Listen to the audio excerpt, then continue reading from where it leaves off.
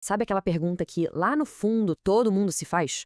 Por que que, mesmo quando parece que tá tudo nos eixos, a gente nunca tá completamente satisfeito? Bom, hoje a gente vai fundo nisso, buscando uma resposta num lugar bem inesperado, na mente de Sigmund Freud. É aquela sensação, sabe? A carreira tá indo bem, os relacionamentos estão ok, mas algo lá no fundo parece que não encaixa. Uma inquietação que nem tem nome, mas que tá sempre ali, presente. É tipo um vazio silencioso crescendo por dentro. É tão difícil de botar em palavras quanto é impossível de ignorar. Não é algo que grita, sabe? É algo que ecoa, bem debaixo da superfície do nosso dia a dia. E a consequência disso é a gente sentir que tá vivendo, mas não por completo. Parece que a gente é um ator na própria vida, seguindo um roteiro, enquanto a estreia de verdade está acontecendo em outro palco, bem longe da gente. E qual a nossa reação natural a isso? Ignorar. A gente se joga no trabalho, fica rolando o feed das redes sociais, faz qualquer coisa para preencher o silêncio. Mas a verdade é que não adianta. Esse sentimento não vai embora. Ele é paciente, fica ali, só esperando. Então, vamos começar dando um nome para isso, né? O sentimento silencioso. É aquela inquietação constante que fica ali pulsando bem debaixo da superfície da nossa rotina. Mas e se esse sentimento não for um defeito nosso? E se ele for, na verdade, um sinal? Um eco de uma das ideias mais desconfortáveis que já surgiram sobre a condição humana? Uma ideia que, sério, quando a gente entende, muda tudo. Isso nos leva direto para o que a gente pode chamar de a verdade de Freud. E a sua conclusão, digamos, bem incômoda sobre a real origem da nossa insatisfação. Olha, o Freud chegou numa conclusão bem radical, daquelas que muita gente prefere nem olhar de frente. Basicamente, o que ele disse foi: o ser humano não foi feito para ser plenamente feliz dentro da sociedade. É uma frase pesada, eu sei, mas é a partir daqui que as coisas começam a fazer sentido. Mas por quê? Simples, porque para a sociedade funcionar como ela funciona, ela cobra um preço de cada um de nós. E esse preço é um pedaço da gente. Nós basicamente trocamos um pedaço da nossa natureza pela segurança e pela sensação de pertencer. Tá, mas como é que essa troca acontece na prática, no dia a dia? É aí que a gente entra no chamado conflito interno, para entender direitinho o mecanismo que cria aquele vazio que a gente sente. Pensa na infância. Desde pequeno, a gente aprende as regras do jogo, né? O que pode, o que não pode. A gente aprende a controlar os impulsos, a guardar certos pensamentos pra gente, a se adaptar ao que esperam de nós. É quase um processo de domesticação, onde a gente vai se podando para poder caber no mundo. O Freud tinha um nome para isso: repressão, que é o ato de empurrar para debaixo do tapete tudo aquilo que não se encaixa, desejos, raivas, verdades.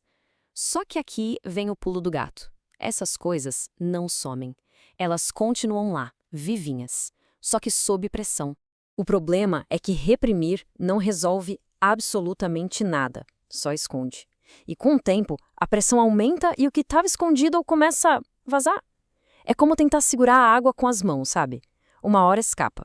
E como são esses vazamentos? Eles aparecem de várias formas. Como aquela ansiedade que vem do nada, uma irritação constante com coisinha boba, um cansaço crônico que, não importa o quanto a gente durma, não passa. E, claro, o resultado final, aquela sensação persistente de vazio. Isso aqui mostra o cabo de guerra interno perfeitamente. Pensa só, de um lado está o nosso eu, querendo liberdade, prazer, a nossa verdade. Do outro está a sociedade, oferecendo aceitação, segurança, pertencimento. Nossa vida é basicamente uma negociação sem fim entre esses dois lados. E a lógica é bem direta, né? Quanto mais a gente se esforça para agradar o mundo lá fora, para se encaixar, mais a gente se afasta de quem a gente é por dentro. E aí, quanto maior essa distância, maior o vazio. É quase uma matemática da alma, não tem como escapar. É por isso que o cansaço que a gente sente é tão profundo. Não é só o cansaço do trabalho, da rotina. É o cansaço de ter que sustentar o dia inteiro uma versão de nós que não é a gente de verdade. E isso, gente, gasta uma energia absurda que a gente nem percebe. Ok, então a gente está preso nisso? Não tem saída? Bom, é isso que nos leva para a nossa última parte: a escolha consciente. O caminho para finalmente a gente aprender a conviver com esse conflito. A grande sacada do Freud é que esse conflito é inevitável, não tem como fugir, faz parte de ser humano. Então a escolha não é se livrar do conflito, mas sim ter consciência dele.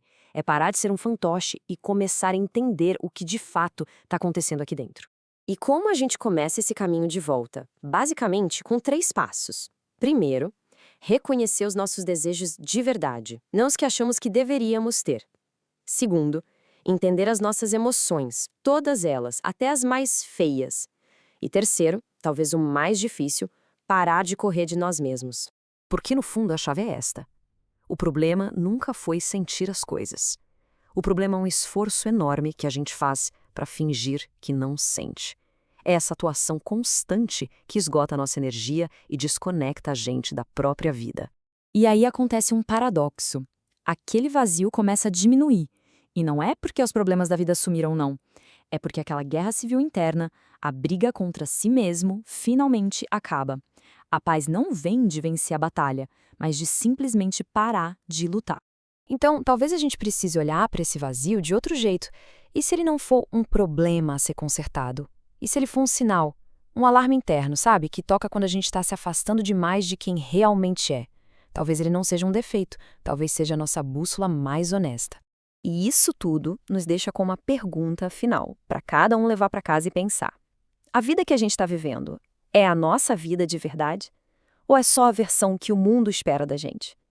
A coragem de encarar essa resposta? Bom, isso pode definir todo o resto.